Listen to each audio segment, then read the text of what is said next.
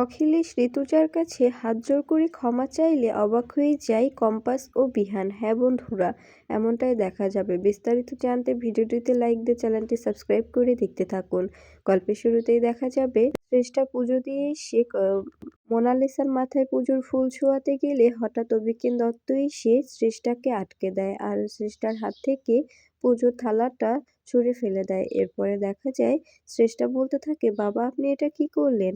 এভাবে পুজোর থালাটা ফেলে দিতে পারলেন? এটা তো আমি পুজো দিয়ে এনেছিলাম মোনালিসার জন্য, ওর তো অমঙ্গল হবে তাই না? তখন দেখা যায় অভিজ্ঞান দত্ত বলতে থাকে, তুমি শেষমেশ জাদু করতে শিখেছো ছোট বৌমা। তুমি তোমার মেয়েকে নিজের কবজায় রাখতে তুমি জাদুটোনা করছো, ব্ল্যাক ম্যাজিকের সাহায্য নিচ্ছ। এদিকে দেখা যায় কম্পাস কলেজে আসলে তখন জিৎ বলতে থাকে, আমাদের বিহান স্যার কেন ডেকেছে তুই কিছু জানিস?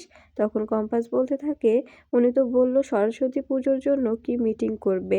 তখন দেখা যায় জিৎ বলতে থাকে, আমাদের তো বলল কি একটা সারপ্রাইজ আছে। তখন কম্পাস বলতে থাকে, আমি তো সে ব্যাপারে কিছু জানি না, কি সারপ্রাইজ দেবে আমি তো এ ব্যাপারে কিছু জানি না। তখন দেখা যায় এইদিকে শ্রেষ্ঠা বলতে থাকে, বাবা আপনি এসব কি বলছেন? আমি আমার মেয়েকে ব্ল্যাক ম্যাজিক করব? তখন অভিজ্ঞান দত্ত বলতে থাকে, হ্যাঁ অবশ্যই করবে। আর মোনালিসা, তুমি তোমার মায়ের দেওয়া কোনো খাবার খাবে না, আর তুমি তোমার মায়ের সঙ্গে ঠিকমতো কথা বলবে না। আমি তোমাকে বলে দিলাম, আমি তোমার বাবার সঙ্গে কথা বলেছি, খুব শীঘ্রই এই মহিলাকে তোমার বাবা ডিভোর্স দিয়ে এ বাড়ি থেকে বের করে দেবে। তখন দেখা যায় মোনালিসা এই কথাটা শুনে অবাক হয়ে যায় আর বলতে থাকে, দাদু তুমি এসব কি বলছো? তখন অভিজ্ঞান দত্ত বলতে থাকে, হ্যাঁ আমি যেটা বলছি ঠিক সেটাই হবে। তোমার মাকে আমাদের কোনো প্রয়োজন নেই। যে তোমাকে ভালো না বেসে ওই বাইরের মেয়ে কম্পাসকে নিজের মেয়ের স্বীকৃতি দেয়, তাকে ভালোবাসে, নিজের মেয়েকে কষ্ট দিয়ে অন্য একটা মেয়েকে সুখী করতে চায়, সেরকম মায়ের তোমার কোনো প্রয়োজন নেই। তুমি হচ্ছে আমাদের বংশের মেয়ে, তোমার ভবিষ্যৎ ঠিক করার দায়িত্ব আমার। আমি অভিজ্ঞান দত্ত তোমার সব কিছু ঠিক করব। তুমি ওকে আর ওর সঙ্গে আর কথা বলবে না, বুঝতে পেরেছো? তোমার বাবার সঙ্গে কথা বলেছি, খুব শীঘ্রই উকিলকে দিয়ে তোমার বাবা মার ডিভোর্সটা আমি করিয়ে নেব। তখন দেখা যায় মোনালিসা অভিজ্ঞান দত্তের কথায় সায় দিয়ে চুপ করে থাকে। এরপরে দেখা যায় শ্রেষ্ঠা বলতে থাকে, বাবা আপনি এটা কি করে করতে পারেন? আমার মেয়েকে আমার থেকে কি করে দূরে করতে পারেন? আপনি এটা কিছুতেই করতে পারেন না। আমি মোনার মা। এইভাবে মেয়ের থেকে মাকে আলাদা করতে পারেন না। আপনাদের এই নোংরা খেলার জন্য আমার মেয়েটার জীবনটা আপনি নষ্ট করে দিচ্ছেন। আমার মেয়েটাকে আপনি নষ্ট করে ফেলছেন। এই বলে শ্রেষ্ঠা চলে যায়। এরপরে দেখা যায় অভিজ্ঞান দত্ত মোনালিসাকে বলতে থাকে, তুমি এইসব কিছু মাথা থেকে বের করে দাও। এখন শুধু তুমি তোমার কলেজে কনসেপ্ট করো, আর সেখানে তোমাকে একজন সাহায্য করার জন্য মহিলাও আছে, বুঝতে পেরেছো? এরপরে দেখা যায় সবাই কলেজে চলে এসে একটি রুমের মধ্যে সবাই মিলে গল্প করতে থাকে। আর ঠিক তখনই বিহান তার প্রফেসরকে নিয়ে সেখানে এসে গুড মর্নিং জানায়। এরপরে দেখা যায় স্টুডেন্টরা বলতে থাকে, হ্যাঁ স্যার, আমাদের নাকি কি সারপ্রাইজ দেবেন, সেই সারপ্রাইজটা কোথায়? তখন দেখা যায় বিহান বলতে থাকে, অবশ্যই দেব, তোমাদের সারপ্রাইজ দেওয়ার জন্যই তো এখানে এনেছি। তোমাদের পুজোয় সাহায্য করবে, সব কিছুতে সাহায্য করবে এমন আমরা একটি ম্যামকে নিয়ে এসেছি। সেই ম্যামের সঙ্গে তোমাদের পরিচয় করাবো। এটাই তোমাদের জন্য বড় একটা সারপ্রাইজ। এরপরে দেখা যায় বিহান মনে মনে বলতে থাকে, আমি চাই কম্পাস এই সব কিছুতে অংশগ্রহণ করুক। আর এরপরেই বিহান বলতে থাকে, আমাদের নোবেল ফিউচার কলেজ সবসময় সরস্বতী পুজোয় অংশগ্রহণ করে, আর আমি চাই এবার আরও বড় কিছু করে দেখাক, যেটা পৃথিবীর বুকে নাম করবে যে নোবেল ফিউচার অফ কলেজ অনেক বড় শিরোপা পেয়েছে। এরপরে দেখা যায় কম্পাস মনে মনে বলতে থাকে, আমি জানি এই এক্সপেক্টটা আপনি কার প্রতি করছেন, এই এক্সপেক্টটা আমার প্রতি আপনার আসছে। আমি আপনাকে সবকিছু করে দেখাবো। আমি আপনাকে কখনো কখনো মুখ মুখ লুকাতে দেব না। এরপরে দেখা যায় বিহান ম্যামকে ডাকলে তখন মুক্তি ছদ্মবেশে সেখানে আসে। মুক্তিকে দেখে অবাক হয়ে যায় কম্পাস। কম্পাস মনে মনে বলতে থাকে, এই মহিলাটি কে? এই মহিলাটিকে আমার এত চেনা লাগছে কেন? এরপরে মুক্তিকে সামনে আসতে বললে তখন মুক্তি সবার সামনে এসে দাঁড়ায় আর বাচ্চাদের সঙ্গে কথা বলতে থাকে। এরপরে দেখা যায় কম্পাস মনে মনে বলতে থাকে, কেন মহিলাটিকে এত চেনা লাগছে আমার? মহিলাটি আসলে কে আমাকে জানতেই হবে। এই মহিলা হঠাৎ করে এই বয়সে নিজের কলেজ ছেড়ে এই কলেজে আসার উদ্দেশ্যটা কি? কেনই বা এলো? এটা আমাকে জানতেই হবে, কারণ কোনো সাধারণ মহিলা হলে এই বয়সে তো এই কলেজে আসতো না। আর কটা দিনই তো ওনার চাকরির মেয়াদ আছে। উনি আবার কেনই বা কলেজ চেঞ্জ করবে? এরপরে দেখা যায় বিহান বলতে থাকে, "এটা তোমাদের নতুন ম্যাডাম। তোমাদের ম্যাডামের সঙ্গে তোমরা পরিচিত হয়ে নাও। আর তোমাদের যা কাজে হেল্প লাগবে সবকিছুতে উনি তোমাদের সাহায্য করবে। তোমাদের যেটা প্রয়োজন হবে সবকিছু ওনার থেকে তোমরা নিয়ে নিবে। বুঝতে পেরেছ?"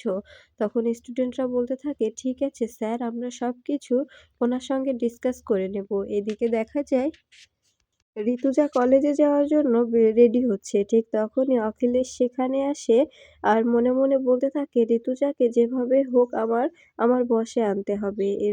এরপরেই যখনই ঋতুজা সিঁদুর পরবে ঠিক তখনই অখিলেশ এসে ঋতুজার পাশে দাঁড়ায়। আয়নায় অখিলেশকে দেখে অবাক হয়ে যায় ঋতুজা। ঋতুজা বলতে থাকে, "তুমি এ ঘরে কি করছো? কি চাই তোমার?"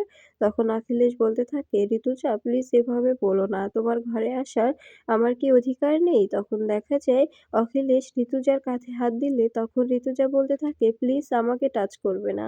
তোমার যা বলার আছে দূর থেকে বলে চলে যাও। আমার কাছে আসার চেষ্টাও করবে না।" তখন দেখা যায় অখিলেশ বলতে থাকে, "প্লিজ ঋতুজা এভাবে আমাকে দূরে সরিয়ে দিও না। আমার আর ভালো লাগছে না। আমার কেমন যেন একা লাগছে। আমি রাতে ঘুমাতে পারি না। আমার ছেলেগুলো আমার দিকে আঙুল তুলে কথা বলে। আমি কিছুতেই মেনে নিতে পারছি না। আমাকে প্লিজ তোমাদের একজন করে নাও।" তখন ঋতুজা চুপচাপ অখিলেশের কথা শুনতে থাকে। এরপরে অখিলেশ বলতে থাকে, "আমি যা করেছি ভুল করেছি। আমাকে প্লিজ তোমরা ক্ষমা করে দাও। তুমি বিহানকে বলো আমাকে ক্ষমা করে দিতে। আমার আর এসব ভালো লাগছে না। আমার কেমন দম বন্ধ হয়ে আসছে। আমি রাতে ঘুমাতে পারি না।" তখন দেখা যায় ঋতুজা বলতে থাকে, "তুমি এখানে কেন এসেছো? এগুলো বলার জন্য এসছো নাকি?" তখন অখিলেশ বলতে থাকে, "তুমি কেন বুঝতে পারছো না ঋতুজা? আমি ভালো নেই। তোমাদের ছাড়া আমি মোটেও ভালো নেই। আগের দিনগুলো কত ভালো ছিল। তুমি আমি মিলে আমাদের কলেজগুলো সামলাতাম, বাচ্চা-কাচ্চা সামলাতাম, সবকিছু করতাম। এদিকে দেখা যায় যে মুক্তির সঙ্গে সবাই পরিচিত হলে তখন মুক্তি বলতে থাকে, "বাচ্চারা, তোমাদের যখন যেটা প্রয়োজন হবে আমাকে বলবে। আমি তোমাদের সবকিছুতে হেল্প করব। কেউ কোনো দ্বিধাবোধ রাখবে না। বুঝতে পেরেছ?" তখন মুক্তির এমন কথা শুনে আ অনেক খুশি হয়ে যায় বিহান। বিহান মনে বলতে থাকে, "আমাদের কলেজে এরকম একটা ম্যামের অনেক দরকার ছিল।" এদিকে মোনালিসা মনে ভাবতে থাকে, "আমি জানি যে এটা মুক্তি মাসি। এটা আর অন্য কেউ নয়। এটা মুক্তি মাসি।" এদিকে মুক্তি বলতে থাকে, "তোমাদের পড়াশোনার এখন কী অবস্থা? তোমরা সবাই ঠিকঠাকভাবে পড়াশোনা করছো তো?" তখন প্রিন্সিপাল বলতে থাকে, "ম্যাম, আমাদের মাঝখানে একটি মেয়ে আছে কম্পাস। ও যে এতটা ব্রিলিয়ান্ট তা বলার মতো না।" এরপরে কম্পাসের সঙ্গে পরিচয় করিয়ে দিলে কম্পাসকে মুক্তি বলতে থাকে, "তুমি এতটা পড়াশোনা জানো, এতটা ব্রিলিয়ান্ট, সবসময় এরকম ব্রিলিয়ান্টই থাকবে। কোনো সময় তোমার নিজের জীবনের সঙ্গে কোঅপারেট করবে না।" এরপরে দেখা যায় প্রিন্সিপাল বলতে থাকে, "ও যা আবিষ্কার করে এই কলেজের মুখ উজ্জ্বল করার জন্য ও একাই যথেষ্ট।" এদিকে মোনালিসা মনে করতে থাকে অভিজ্ঞান দত্তের কথা। অভিজ্ঞান দত্ত বলেছিল যে ম্যামের আসার কথা ছিল, সে ম্যামকে আমরা রাস্তায় আটকে দিয়ে মুক্তিকে সেই ম্যাম সাজিয়ে সেখানে পাঠাবো তোমাকে সাহায্য করার জন্য। তুমি কোনো চিন্তা করবে না। তোমাকে সাহায্য করার জন্য সবসময় ওখানে মুক্তি থাকবে। তোমার কাজ শুধু তুমি কম্পাসের প্রতি ছায়ার মতো লেগে থাকবে। কম্পাস কী করছে, কোথায় যাচ্ছে, কার সঙ্গে কথা বলছে, কী কথা বলছে সবটা তুমি জানবে আর আমাদের বলবে। তোমার কাজ এটাই, আমাদের হয়ে কাজ করা। বুঝতে পেরেছ?" এই বলেই মোনালিসা হাসতে থাকে আর বলতে থাকে, "না, আমি তো জানি যে এটা মুক্তি মাসি, তাই না?" এরপরে দেখা যায় মুক্তি কথা বলতে থাকে। এদিকে ঋতুজা অখিলেশের এমন আচরণ দেখে অবাক হয়ে যায় আর মনে বলতে থাকে, "এ আবার কোন উদ্দেশ্যে এখানে এসেছে? ও কি সত্যিই বলছে নাকি কোনো উদ্দেশ্য নিয়ে এখানে এসছে? আমি তো কিছুই বুঝতে পারছি না।" এরপরে দেখা যায় ঋতুজা বলতে থাকে, আমি তোমাকে বলছি আমার পথ ছাড়ো, আমার দেরি হয়ে যাচ্ছে।" তখন অখিলেশ বলতে থাকে, "প্লিজ বলো আমাকে তুমি ক্ষমা করে দিয়েছো?" তখন ঋতুজা বলতে থাকে, "এত সহজে কি ক্ষমা ক্ষমা করা যায়? এতদিনের রাগ এত সহজে কিছুতেই ক্ষমা করা যায় না। তুমি আমার সঙ্গে যা, যা করেছো তা তুমি নিজের সঙ্গেই বোঝো। তুমি যদি নিজেকে নিজে ক্ষমা করতে পারো তবে আমি তোমাকে ক্ষমা করে দেব। তখন অখিলেশ বলতে থাকে, "প্লিজ ঋতুজা বোঝার চেষ্টা করো। আমি কিছুতেই ভালো থাকতে পারছি না। আমি নিজের মধ্যেই কুঁকড়ে, কুঁকড়ে মরছি, গুমড়ে, গুমড়ে মরছি। আমাকে প্লিজ বাঁচতে দাও।" এরপরে দেখা যায় ঋতুজা যখনই চলে যেতে যাবে ঠিক তখনই অখিলেশ ঋতুজার হাত ধরে ফেলে। আর ঋতুজার হাত ধরে অঝরে কাঁদতে থাকে আর বলতে থাকে, "আমি তোমার কাছে হাত জোড় করে ক্ষমা চাইছি। প্লিজ আমাকে মুক্তি দাও। আমাকে এসব থেকে মুক্তি দাও। আমাকে তুমি সবকিছু ভুলে থাকতে দাও। আমি প্লিজ বলছি আমি আর মুক্তির কাছে কখনোই যাব না।" এদিকে দেখা যায় মুক্তি ভাবতে থাকে কিভাবে ম্যামটিকে সরিয়ে দিয়েছে। ম্যামটি আসার জন্য গাড়িতে বসেছিল। ঠিক তখনই কিছু গুন্ডা নিয়ে এসে গাড়িটা আটকে দেওয়া হয়। এরপরে দেখা যায় সেখান থেকে ম্যামে টানতে, টানতে নিয়ে যাওয়া হয়। আর সেই জায়গায় সেজেগুজে মুক্তি বসে পড়ে। আর সেই গাড়িতে করেই মুক্তি কলেজে চলে আসে আর সবার সামনে নিজেকে পৃথা ম্যাম বলে দাবি করে। আর মুক্তি মনে, মনে বলতে থাকে, "আমি যদি এই কাজটা না করতাম তবে আমি এখানে কিছুতেই ঢুকতে পারতাম না। তাই আমাকে এই কাজটা করতেই হয়েছে।"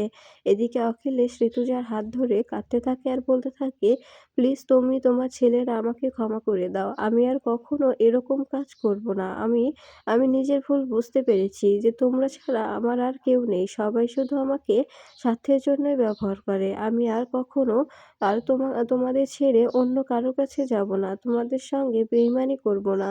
আমি তোমাদের সঙ্গেই থাকবো। সারাটি জীবন তোমাদের সঙ্গে থাকবো।"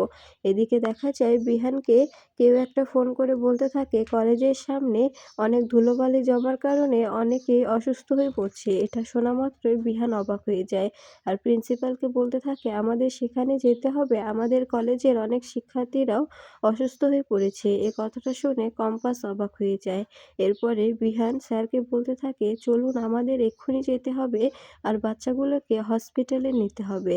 এই বলে বিহান চলে গেলে তখন কম্পাসও বিহানের সঙ্গে যাওয়ার জন্য সেখান থেকে বেরিয়ে যায়। এদিকে মুক্তি মোনালিসাকে দেখে অলরাইট বলার জন্য হাত দিয়ে ইশারা করে। এরপরে মোনালিসা বলতে থাকে, "ঠিক আছে মুক্তি মাসি, আমি তোমাকে চিনতে পেরেছি। কোনো চিন্তা করবে না, আমি তোমার পাশে আছি। তুমি এভাবেই চলতে থাকো। আমি আছি তোমার পাশে।"